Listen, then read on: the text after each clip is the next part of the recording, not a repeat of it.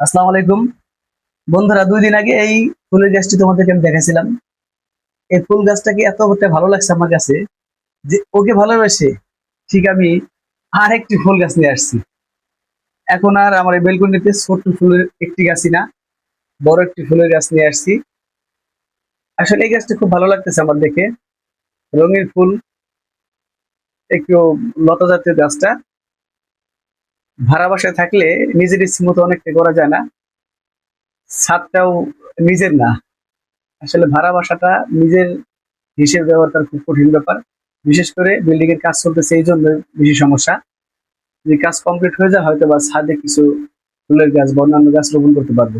তো এই গাছটা গতকালকে যখন সন্ধ্যায় দেখলাম বাজারে, আমার কাছে খুব ভালো লাগছে। অনলি 100 টাকা দাম। এই 100 টাকা দিয়ে গাছটা নিয়ে আসলাম। অন্যান্য জায়গায় দেখেন 200-300 টাকা দাম নেয়, কিন্তু রাত হয়ে গেছিল, তাই মুরব্বী কাকা বললো যে 100 টাকা ওই গাছটা দিয়ে দেবো আমি। তো আমার ভালো লাগলো, নিয়ে আসলাম।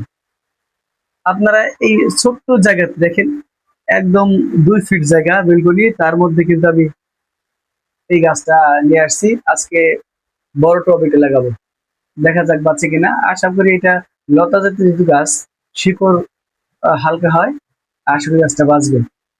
আপনারাও আপনাদের এই শখটা মিটাতে পারেন অল্প জায়গার মধ্যে। শুভকামনা রইল সবার জন্য, এবং আমার জন্য দোয়া রাখবেন যেন আমি আরো পরিবেশ বান্ধব কিছু কাজ করতে পারি। আসসালামু আলাইকুম।